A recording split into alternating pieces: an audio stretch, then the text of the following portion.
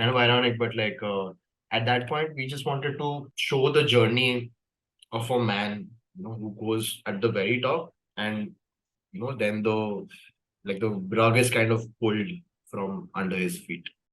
Hey there, my name is Porush, and this is the beginning of something I would like to call the Long Live Cinema Show, where I try to host and will be trying to host a series of conversations with folks who don't just love the art of storytelling but are also the creative practitioners of this art form in their own ways. And for this very first episode, I sat down with Jishnu Chatterjee, a creative director, motion designer, CG generalist, and visual artist based in Mumbai, who with his team designed the opening credits of shows like Scam 1992, Candy, Indian Predator, and his recent project was the Indian adaptation of The Night Manager. If you are a fan of opening credits or title sequences, and if you haven't skipped this intro till now, you are going to love this conversation. So, without any further delay, sit back, relax, and let's start the show.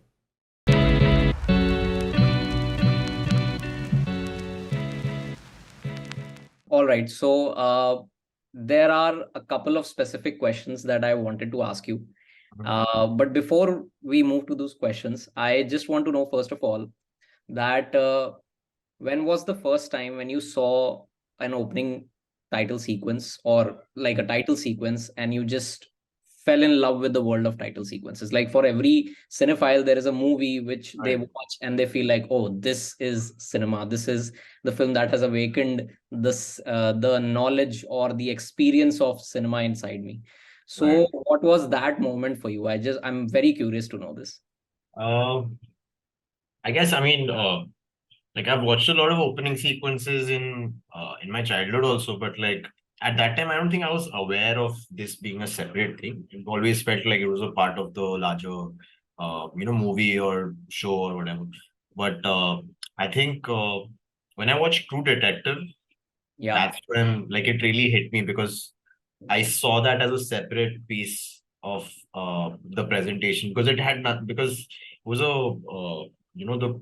for the kind of show it was, it didn't really require that, but because it had that, it just there was this eerie sort of this beauty to it, which is, I don't know, to me it almost spoke to me because the show was also chasing that kind of Rust Cole, if you know the character, like he's also a little bit off, right, like where he can kind of put himself in the place of the those psycho killers, and he can somehow see what they are seeing. Like there's some kind of a beauty in all of these atrocious crimes that he's also seeing, so he's being able to keep in pace.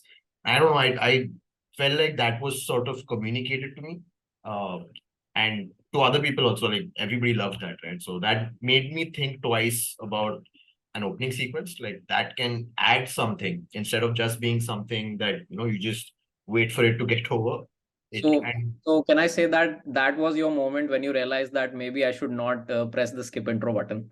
Yeah, definitely. I didn't. I never did. Like, not for that one. It became like an anthem, right? Like, I mean, like how it was for broadcast television, right? I mean, you didn't have a skip intro option. So, and like for those cartoons and everything, which we all watched growing up, like they're always so pumped up, right? Like it also serves as, it used to serve as a sort of like a calling bell, like drop whatever you're doing, sit on the sofa, gather around. It's about to start. Right, So right. I And like that nostalgic feel to yeah, it. yeah, absolutely. I agree. What is the entire, like, I want you to take me through this entire process of how a title sequence is created. And you can take example of the Night Manager or a Scam 1992 or whatever sequence that you feel serves best as Right, an example. But right. it would be great if you can take me through the entire journey of like when the first creative brief or the first idea is thrown at you or pitched to you, Right. the final render of that particular sequence, and then you send it to the creators. Yeah, sure, man. So I do like to stick to a certain process for this because it gets pretty confusing very fast because there's a lot of conflicting ideas, and not everything, like just to as a precursor to the whole thing, we want to do a lot of things, but budgetary restrictions are a very real thing, because it takes a certain amount of hours to build something, and some things are just, and that's what drives up the cost for things. Like it's not, we're not purchasing anything, where it's the value of our time and the number of artists you have on a particular project. So in my initial days, I was mostly doing everything by myself. So even then, there was a very, real limit to how much I can accomplish in a certain amount of time because I'm just one person. Now I work with a team, but now again, there's a threshold which is limited by budget and time. So there's always going to be those restrictions. So keeping that in mind, we design the whole, the concept, the idea is kind of built around that. Now, in terms of the process, the first thing we do is we do like an information download. Now depending on what stage of the project we're brought in at, it can be in the pre-production stage, it can be at the production stage, but most often it's at the post-production stage where the show has been shot. It's probably been edited. There's some offline edits already out there, which is being circulated, and where like all the post stuff is happening, is going on. Like sound is being mixed, VFX is being done. That's when we're brought in, because by that time, uh, I mean, you know this, like that by the time a film or a show goes from script to short footage, a Right. lot changes. So by that time, even though filmmakers, show creators are more confident about what they have, and communication just gets easier. But that's not the only way that happens. Uh, so in that stage, we kind of get all either they have their offline cuts of their episodes or the movie or something, or sometimes we even just read scripts and try to like kind of figure out what zone we're doing. But it's better to have offlines because we get an idea of the visual space also, because we can't dictate the visual style of the show. It's always the other way around, where we have to, it's a conversation, right? Like we need to know what the showmaker, the film director, what kind of visual zone does he have in mind, and then we attach like our layer onto it, and like we interpret that in our way. So once we go through all the episodes, scripts, whatever we can understand about the show, we have like some kind of an understanding of what the show is, who the characters are, what the story is, what is the feel of it, what's the tone, all of these things. And based on that, we come up with a concept. So now, the concept can be like, I mean, for example, for Scam, I mean, I've talked about this a few times, but for Scam, it was, Jay Mehta, the co-director of Scam, we had a lot of discussions about what we want to do, and he told me he was like really into the Mad Men title sequence, which I also was. Like it's one of those iconic sequences that you just remember. And I started doing some digging, and of course another thing we both shared fascination for was James Bond. The Bond title sequence, which is like one of the I mean, so much has been inspired. I mean, you could arguably say Mad Men is kind of an interpretation of the Bond falling man. So that falling man um visual is something that stuck with both of us. It resonated with us, and we felt that it resonated with the show also.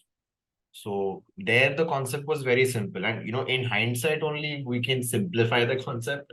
You can kind of condense it to a sentence, but when you're starting out, it doesn't happen that way. Like we have a very expansive, like a whole paragraph, which after making everything and after all the dust settles, then you realize, oh, that's what it was. So it's kind of ironic, but like at that point, we just wanted to show the journey of a man, who goes at the very top, and then the rug is kind of pulled from under his feet and he falls to the depths again.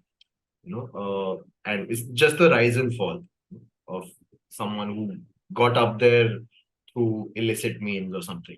That's it. Like as a concept, there's not much to it. Like I then came the treatment, like we wanted to treat like fable, and so that is the concept stage, and we do some back and forth there. There's a lot of references that are shared, a lot of presentation decks, this, that. And after that, we get into, once that is locked, and we go stage by stage, right? If one stage is not locked, there's no point in going to the other stage. So from that point onwards, like we try to, uh, I mean, of course, we don't have that bigger team because we don't need to do that much like work, like a Pixar film or something, because we're not doing character animation or dialogues to that degree that we need entire different departments. But we still try to follow that kind of pipeline because it helps break things down. So the first thing we do is create a storyboard because there's nothing we can shoot, right? So we create storyboards, then we create animatics out of that, which is basically like we make the sequence before we make the sequence, you know, and just using storyboards cut to sound, and that's what we get approvals on from the director or whatever creative team that's leading the project. And once everybody's good with that, then we start principal animation. So then it's like all grayscales. So again, like I'm sure you've seen the Pixar story and everything where they kind of talk about their process, right? Like that's what we also drew inspiration from. And we do everything in grayscales, then we get that again approved. So at every stage, we want to keep the client informed and keep them in the loop because you never want them to see something entirely different than what they were envisioning because these guys made the entire show, right? So they have very very active imaginations, and a lot of the times uh it's not even to like save us from doing extra effort, it's also to get their ideas because in most cases the creative team are really helpful for us also because they've been on the project for like 2 or 3 years probably, so they know so much more about the subject matter than we ever will. So a lot of their feedback is like really valuable, and it's stuff that we wouldn't have thought of because we are not that deep into the subject matter as they are. So yeah, so we're in constant touch, and once the storyboard animatic is done, then we do the grayscales, and then we do the principal animation, and yeah, that's like a whole production stage for us, like a mini production stage. There, CG animation happens, then there's compositing, editing, then we're pretty much done. But yeah, I mean, it's just I wish it was this linear always, but a lot of times you'll get stuck in one stage for too long, so you'll have less time for the other stages, and that kind of stuff keeps happening, but that's like very real world. But that's in short, that's the process. So you just mentioned that sometimes the director, like I just want to know, like, is the director always in touch with you at every stage of creating the title sequence, or is there a separate creative team that takes care of the title sequence? Like, is there a kind of hierarchy that goes key, okay, we cannot just straight away go to the director and get things approved. There is someone else, he or she will probably go to the director, show it to him or her, and then you will get the feedback. So Uh, are you in direct contact or is there a channel? Usually no channel. Like I'm talking to them directly because this is something that's very like, at least in my experience. I mean, like it might be different for different people, but like uh whoever I've worked with, I'm either talking to it also depends on who hires you. Like in my case, in some places I've been hired by I mean, you're always hired by the production company only, but like if the producers are seeking you out, then and they have a relationship with you, they'll speak to you.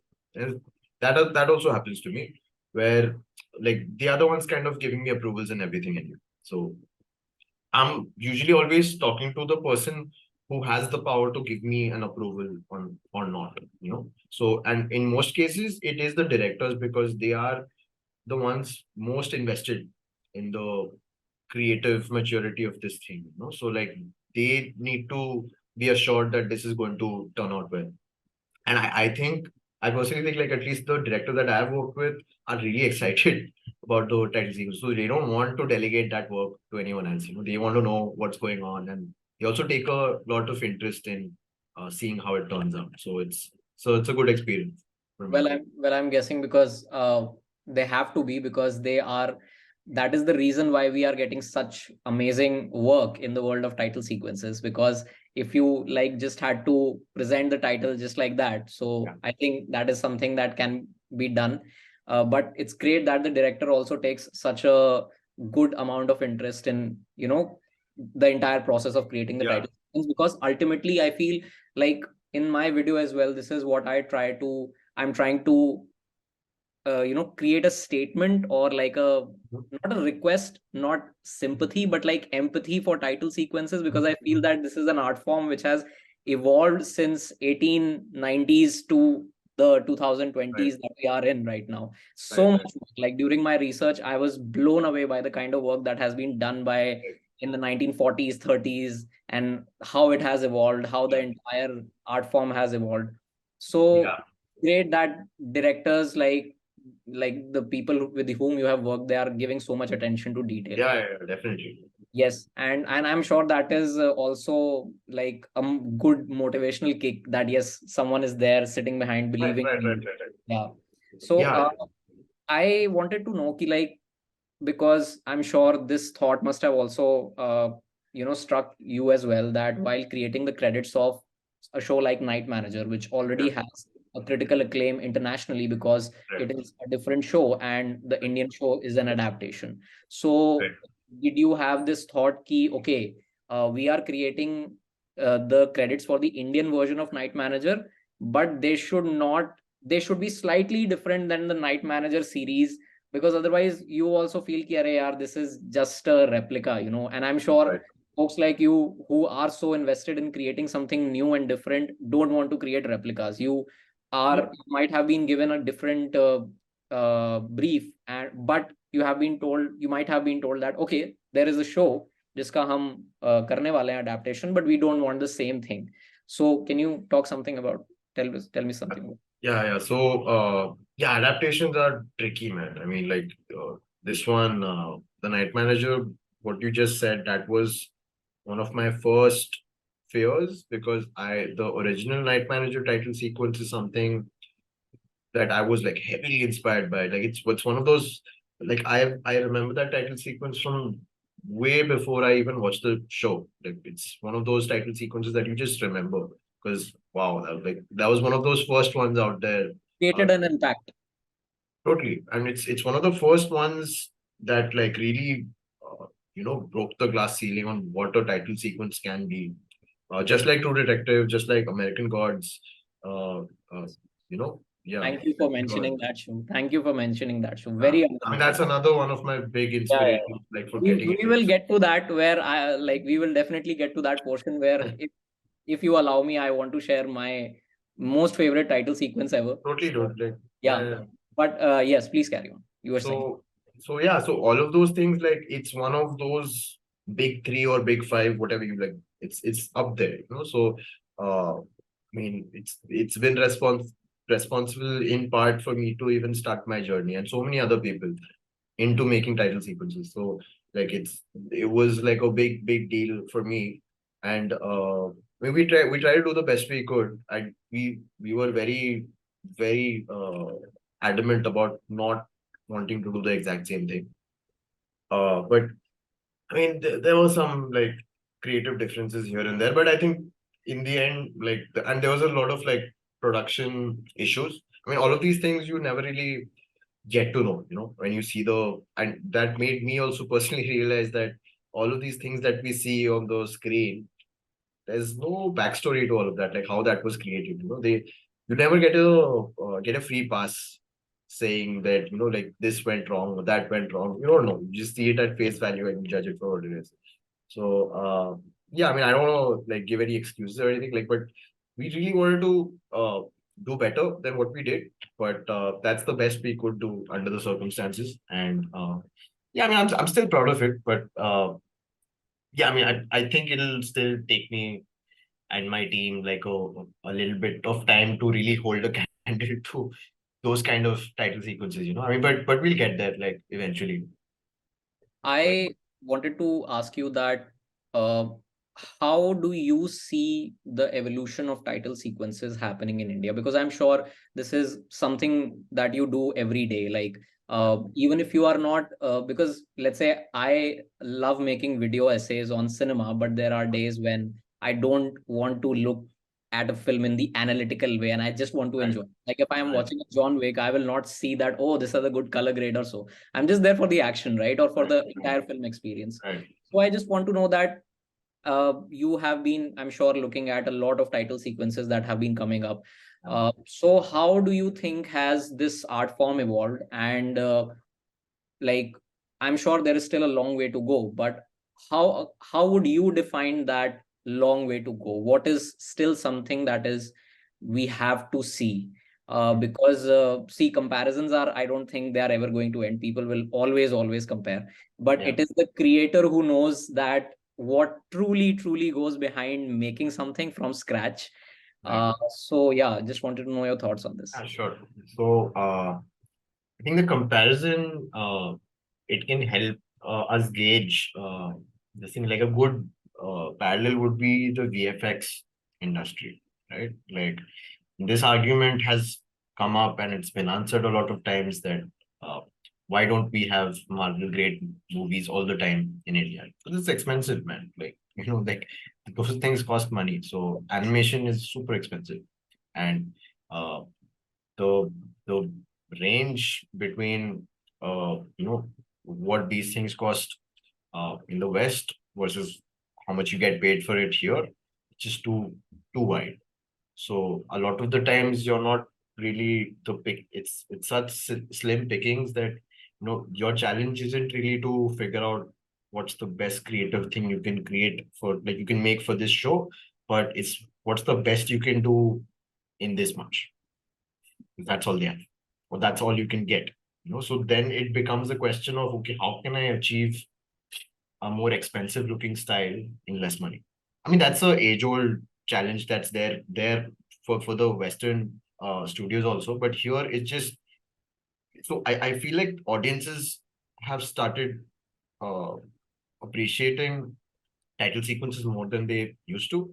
And so have and that's something that the filmmakers have also realized, which is why they're scouting out people who can, they're investing more time in title design and all that. But I feel like the market has yet to respond to that because the rates for title design and everything is still not shifting the way it should because the amount of work that goes into these things is increasing exponentially because all of us, I'm speaking not just for myself, but all of my peers and my seniors who are all in this business or adjacent to this, we're all steadily trying to level our game up, but it also gets more expensive, right?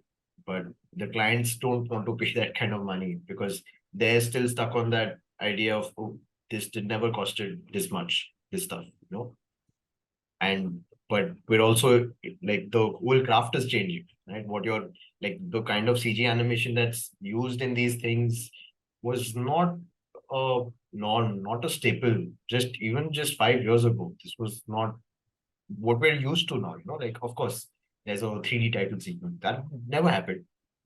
Like before Sacred Games, I at least don't remember. I mean, there might be something that I don't know about, but at least it wasn't there in the in the popular like zeitgeist or anything. So it is shifting. It's happening. It's happening slowly. And as uh, to answer your question about what I think comes next, see right now, I don't know if title design as we know it is here to stay. To be very honest, I don't think it's the holy grail of anything. It's a great uh, short format way of storytelling, and it's brilliant for that. But I feel like those that format of storytelling is here to stay for sure. Title sequences themselves, maybe not. Like it really depends because I myself prefer title slates. Like Queen's Gambit did the same thing, where every episode just has a slate, and at the end of all the episodes, you have a sequence. Uh, Barry, if you know about that show, Yes, the show. So beautiful title. The title is the punchline. It's, so those are like I personally prefer those cerebral sort of things, but of course, like not every show can work like that. Like Game of Thrones would not work with a slate. You need that time to like get into that zone. Like even for Westworld, it's great. It's a great break because it's like this big, huge universe that you're stepping into. And some things are just like straight up like just good, like American Gods. I mean, it's again such a diverse topic that they're discussing that it looks good every time. You know, so that I get, that I understand. But again, like, does every show need one? Probably not. Like There's this other really cool show called The Bear Yes, on yes, Netflix. I've seen that. I've seen that. Beautiful show. And like how that show is cut, it can't accommodate a title sequence. That'll slow everything down. That's going on at a blistering pace. So depends. Even Master of None doesn't need a title sequence. Just the typography is enough. So uh, I feel like that, but definitely like the design aspect of it is very important. I think that's something that is slowly changing in the industry here, where it's you don't always have to make a like this huge splurging like animated sequence. Like Barry, there's not much going on, but it's perfect for the show. There is a very intentional like design that's come into place, right? Like you see the edges of the typography, it's like slightly blurred. It's not just text slapped on there. And with Master of None, there's like this slick animation that's happening. And so just that kind of detailing, where you just like, because there is I feel like there's a lack of design, like how do I call it? Like just it's not as evolved uh in these parts, because usually, I mean, I don't know what the reason is, but like we're slowly getting better, I feel. But I don't personally like a lot of the titles and stuff that we get here. Like it's kind of it's trying to copy something that's already like not working in the West, So it's like because the older titles, I'm sure you've seen them. They have so much character, so much personality, like so. I don't know. I mean, it's kind of in between worlds right now, but this kind of storytelling is definitely here to stay because I feel as a populace, we're all moving closer and closer towards short format storytelling instead of long format stuff. The only thing you'll watch long format, the only thing you'll go to theaters for is a freaking Dune. You go for Dune, you'll go for the Batman, you go for a Top Gun, you go for Avatar. You like those smaller movies, like I can skip that. I can just watch it at home. And so I think it's like that range again is increasing. You'd rather watch short format stuff. I mean, how much time do we spend on our phones, right? Just like watching reels and shit. Right, So right. reels are also like a way of short format storytelling. How much can you say in 30 seconds, right? Like so, I don't know. I'm my head is kind of there at this point because I feel like title design is a way to hone that skill, is a good way to kind of showcase what kind of storytelling you can. Ads are the same thing, right? Like in a way. But I like title sequences because they don't have to sell anything. So there's no plug at the end. I mean, except for the title, I guess. But Yeah. uh, yeah. Uh, Before I move ahead, I just want to know, like, how much time can you spare? Like, are you there here till 7:30, or like, do you have to rush?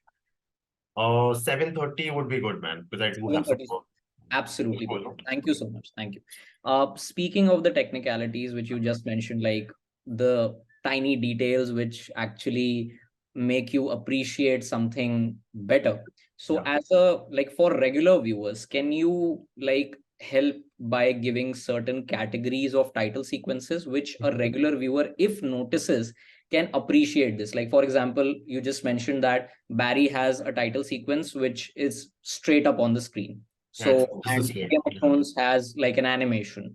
So, Right. can you just give a couple of categories of title sequences, which, if a regular viewer notices, can segregate and just say, Mhm. oh, yeah, this has animation. Oh, wait, but this doesn't have animation. This has maybe a slate or something Right. like that. So, can Right. you Right. just help Sure. me? Sure.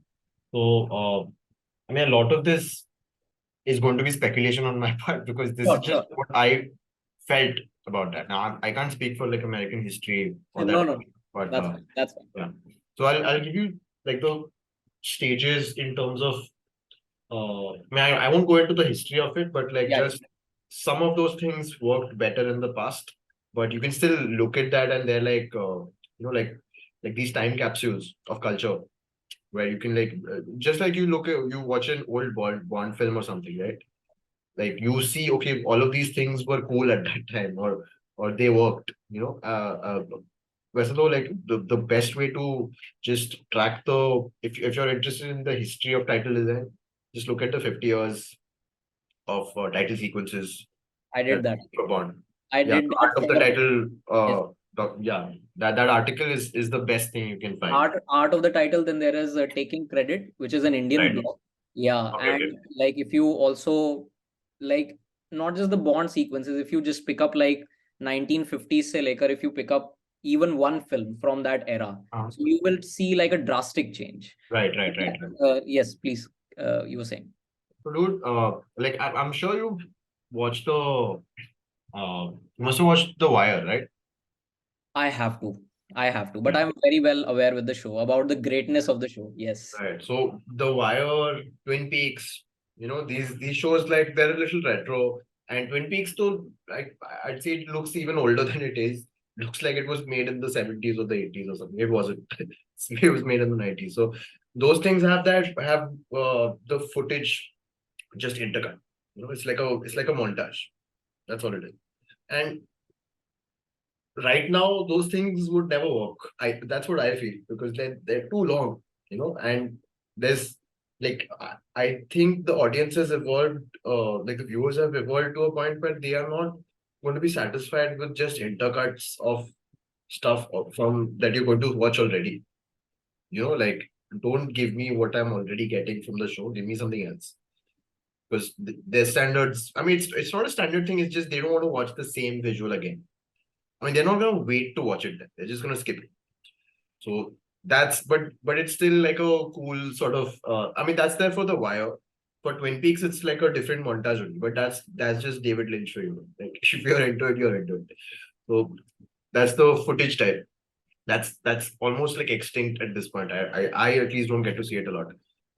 I mean, even Saas Bhi Kabhi Bahu Thi, like that's also like that montage thing only, right? It's a specific like thing shot for it, But that I think is iconic. And that's like gets the point across. Man.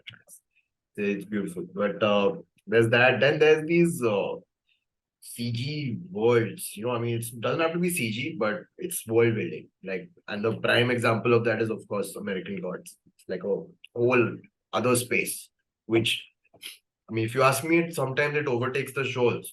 Like, I mean, like right now, I think, I mean, again, I can't speak for other people, but for me, I remember that title sequence more than the entire show.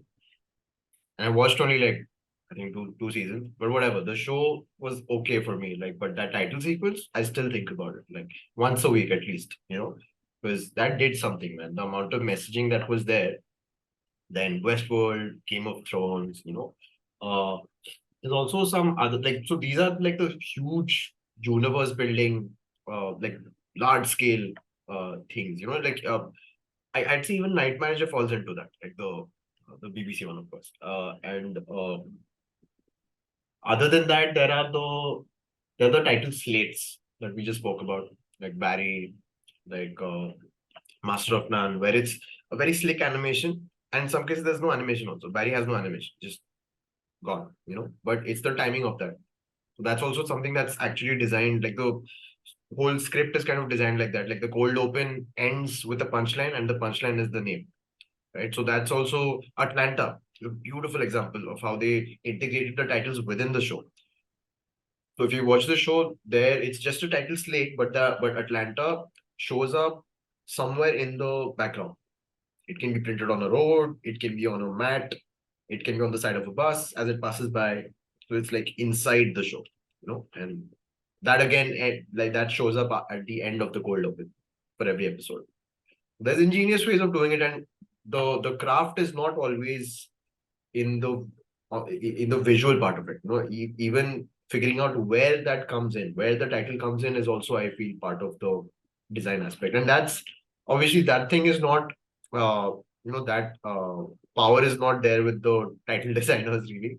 That's something that the show creators, the directors have to keep in mind. So I think that is also part of the reason why they're so invested in the whole thing, right? Because there's something they think of. It's like a moving poster for your film within your film, right? Would want to make it as befitting of your product as you can. I like to think of it as the gift wrap on the gift, right? Like it has to look good, has to be wrapped properly. But yeah, I think that those are the three main types of things. I mean, of course, there's the whole like photo treatment stuff, which is like it's kind of in this surreal sort of space. True Detective is one of those where they're using footage, but they're treating it very differently. Short footage, but it doesn't look like short footage. So there's that. There's this show called The Sinner Yes. on Netflix. Yes. I've That seen has it. that. Yeah. So that has that the kaleidoscopic sort of thing going on. Even Dark has the same thing. You remember? So again, like those are also there where it's shot specifically for a purpose, uh, and treated in a different way. I think Pachinko has like a whole. It won an Emmy also for that. Yes. So yeah. Other than that, and uh, there's of course there's a 2D animation route, which is like I think it works better for comedies and all. Uh, I've done like a one or two of those as well.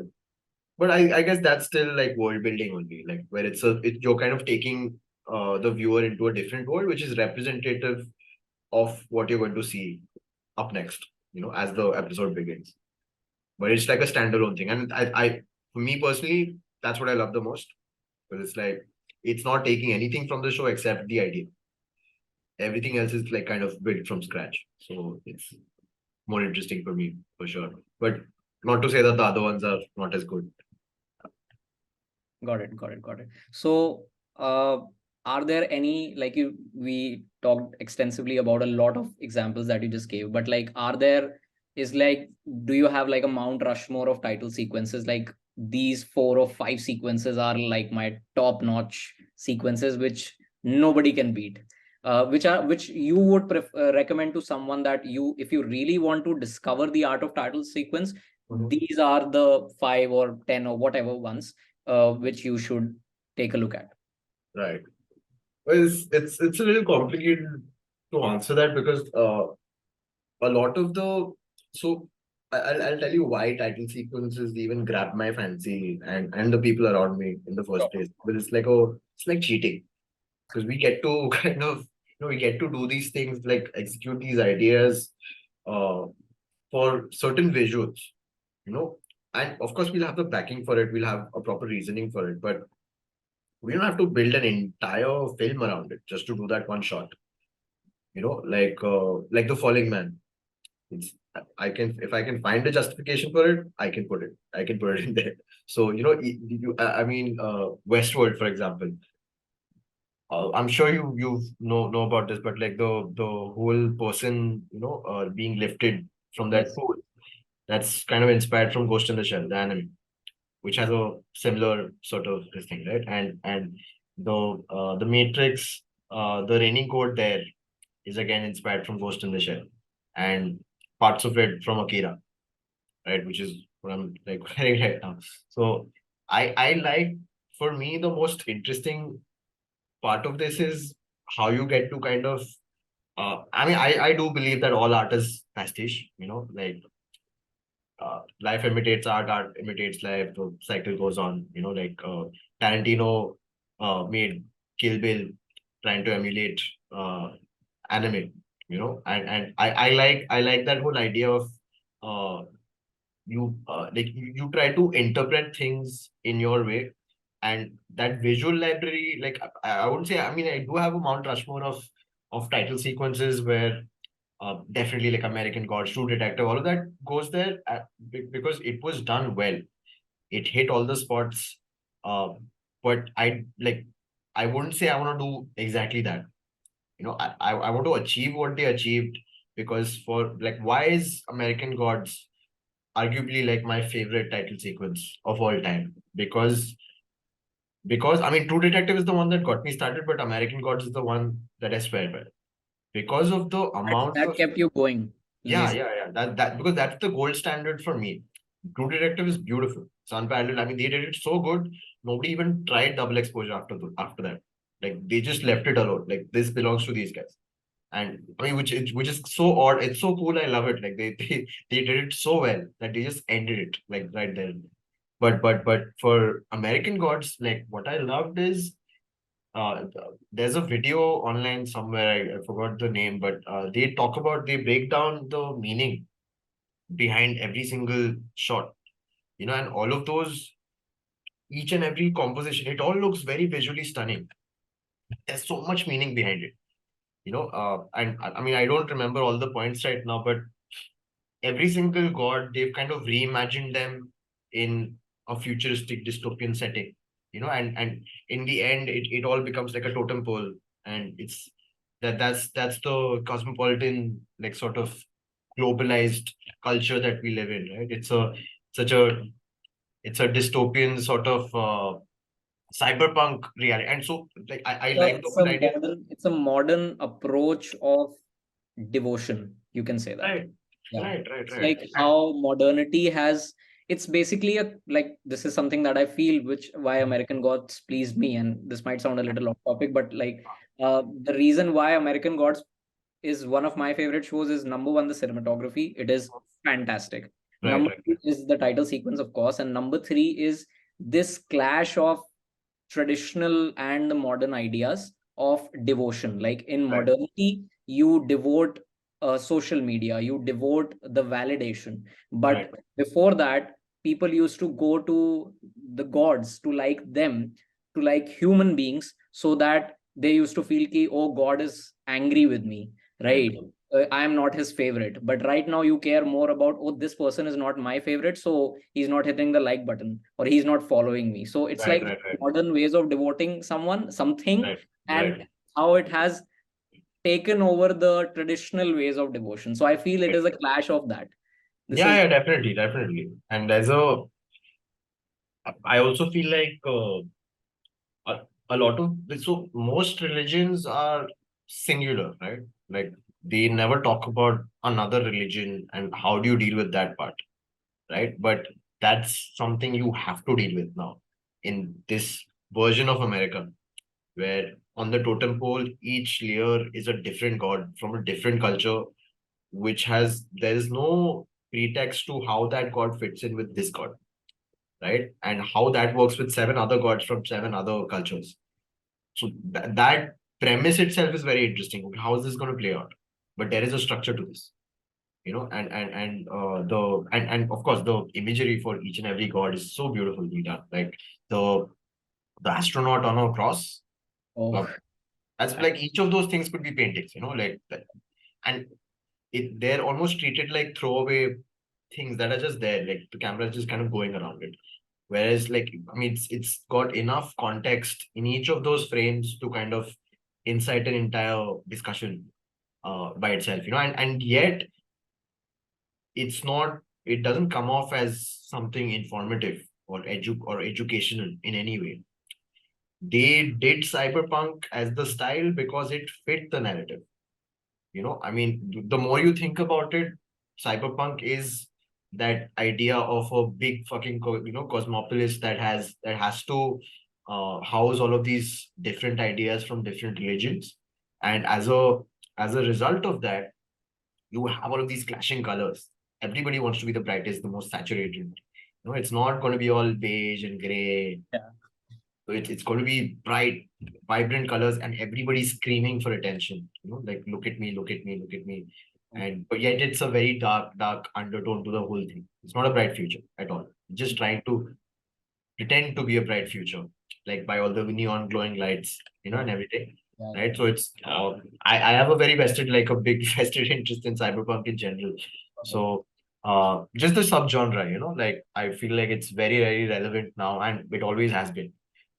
So yeah, I just see that, and I see it doesn't get better than that for me. Like it's as a title sequence, stunning. Like you can watch it as many times as you want, and you'll always find something. I think that if of title design, if a title sequence can serve that function, it's kind of one. And if you can, if it has that kind of rewatchability, right. right? Uh, So my last question, and after that, we'll wrap it up by my humble recommendation of a title sequence, because I would sure. love to get like a response from you if that is possible. Yeah, yeah, totally. No? Okay. So my last question is that and this might sound like a little stupid, but Uh, do you feel that the introduction of AI tools, Chat GPT, and a lot of other yeah. things are being introduced? So, do you think that these tools have actually allowed more access and the ability to create title sequences?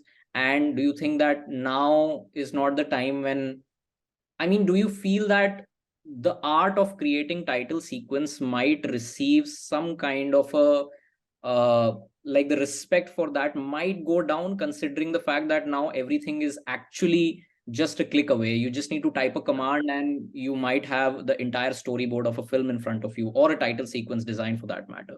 Right, So right, do you right. have any thoughts on this? I see. I don't think that. I mean, you can if it's a title slate. Like if you're just figuring out what kind of font, what kind of design to do. Yeah, your job is in danger. Like definitely.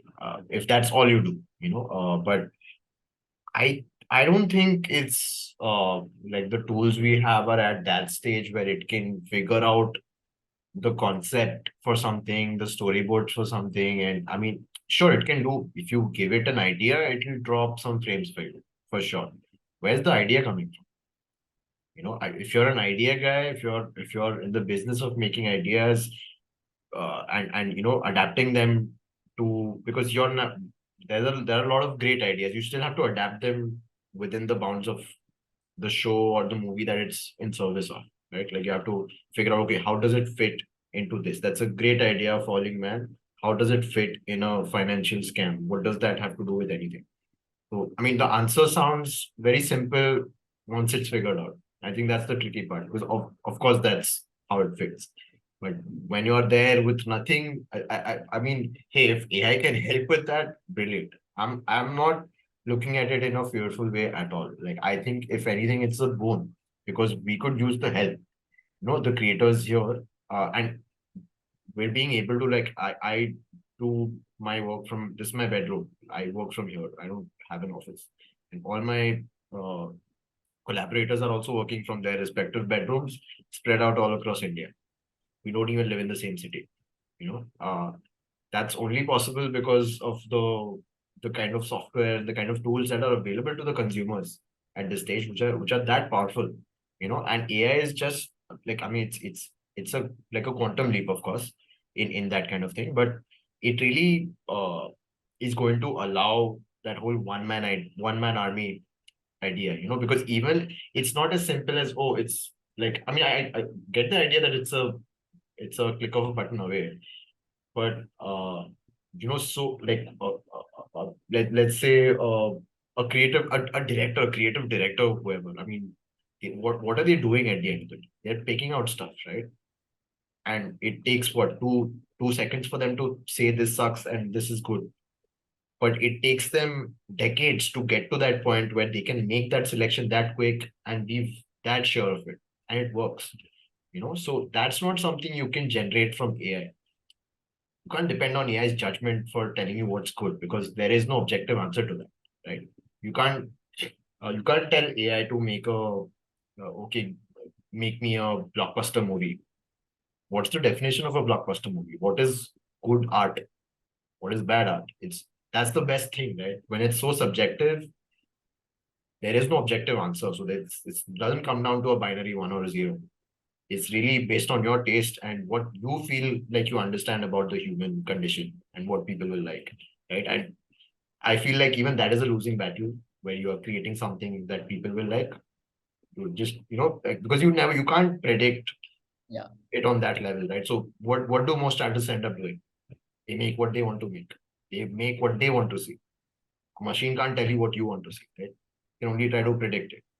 So I think it's just a tool, man. Like, people, if you're only doing something that is skill based, like just technique based, yeah, I mean, it's a matter of time. I feel, it's like that a typist used to be like a real job, right? At one point of time, uh, calligraphy artists were probably the only people who were doing type design before fonts became a thing. True, Uh, true. right? I mean, it's not like paintings went extinct, right? Yeah. But people who were just doing portraits, who were just good at doing realistic portraits of royalty, that kind of died out. If you don't have original ideas, stop painting. I mean, so it's kind of sad, but yeah, the entry level for artists is about to like really go up. If you're just doing, I can do realistic portraits. I mean, it's still going to be around those jobs, but they're going to be novelty things.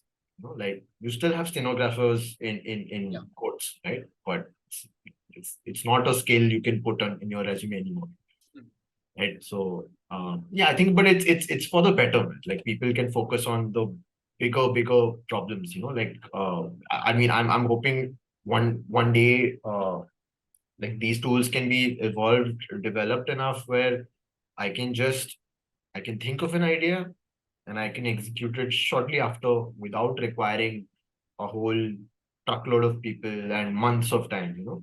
And that would be great because then we can actually truly focus on the ideas. And the problem that I told you earlier, where we are limited by budget and timelines, that kind of goes out of the window, right? Because we can just focus on the craft. We can just focus on what we're making. So I think it's good tidings. It's not nothing to be worried about. It's great. I can't wait to we've already started messing with AI tools for our current projects. Oh. So yeah, more on that soon.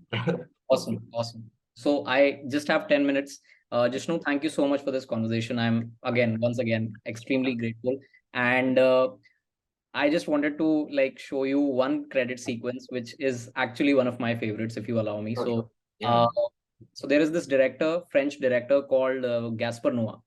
His films are, Yeah. are you aware of his Yeah, film yeah, work? yeah. Yeah. So for me, I think Enter the Void, the opening credits of Enter the Void, there is I'm one of my favorite, dude. Yeah, yeah, nothing that can beat it. yeah. Nothing. And I'm so happy that, like, I'm not saying that you are not a connoisseur of cinema or anything, but it's great that you have seen his work and Oh, of also, course, man. Of course. I mean, that's been one of our references for like. I mean, I'm just waiting for a film like that to come along. I mean, we've shown that, but of course, it has to match the zone of the film also. Like right, his films are also like very out there, right? absolutely. But yeah, it's so high energy, and you can keep staring at it. Probably will give you an epilepsy attack, but like, hey, But got it. that's the kind of vibe that he wants, not like giving attacks or anything, but like proper stoner kind of a film that he makes, Right, like Take It right, Irreversible or Carne or whatever it is. right, right, In the right, right, climax, right, the that he made. So right. those I'm always like those are the I know for a fact that I'll never be a title sequence designer for that matter, but whenever I watch these sequences, I feel like यार life में कुछ करना है यार. So you get that vibe Yeah, yeah, just when you see such kind of a work. yeah, yeah, fully, Awesome. fully. I agree, man. Like with Enter the Void, I think right, never like we have pitched it to a lot of people, man. Like the same title sequence, Oh, the Void. It's just like that's such a they didn't have any like they didn't have to spend any money on animation. yeah, It's just design, just true. like brute force, just design. Like And every cutting on the beat. yeah, Absolutely. yeah. So it's an edit job and a design job, and it's sometimes that's all you need. Uh, but yeah, I mean the concept, everything is very like you still remember some of those titles, like each one is different, right? So like some of those things you remember.